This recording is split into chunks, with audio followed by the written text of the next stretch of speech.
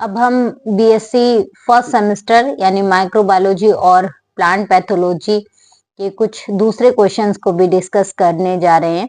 और इन क्वेश्चंस में सबसे मोस्ट और कंपलसरी क्वेश्चंस है एफी फ्रिश के द्वारा दिया गया एल्गी का 11 क्लास क्लासिफिकेशन। जी हाँ, एफी फ्रिश जो कि एल्गोलॉजी के पिता हैं, और अगर हम इंडियन एल्गोलॉजी के पिता की बात करें तो एमओपी अयंगर हैं।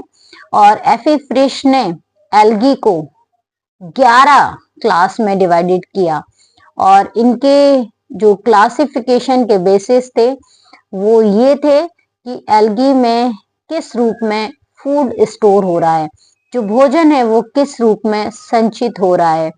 साथ ही एल्गी में फ्लैजिलेशन यानी जो लोकोमोटरी ऑर्गन जिनको फ्लैजिला कहा जाता है, किस एल्गी में पाए जाते हैं और किस में नहीं।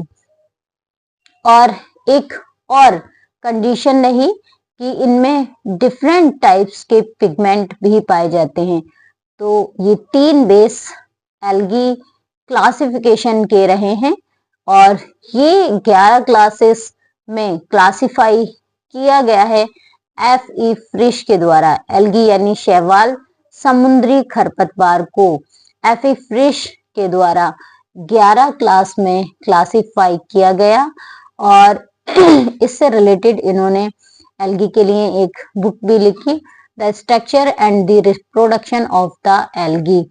और इसका जो बेस है क्लासिफिकेशन का वो ये है कि एल्गी में भोजन किस रूप में संचित रहता है, एल्गी में किस तरह के फ्लैजिला हैं, और इन एल्गा में कौन कौन से पिगमेंट होते हैं। तो इन क्लासेस को याद कर लीजिए। इस क्लासिफिकेशन को, ये बहुत ही सिंपल सा क्लासिफिकेशन है जिसमें क्लोरोफाइसी, फियोफाइसी, रोडोफाइसी, साइनोफाइसी, ज़ैंथोफाइसी, बेसिलियोफाइसी, ये डिफरेंट क्लासेस इंक्लूडेड हैं। इनके क्या कैरेक्टर्स हैं, इनको अच्छी तरह से लर्न करते रहिए और हमारे साथ जुड़े रहिए।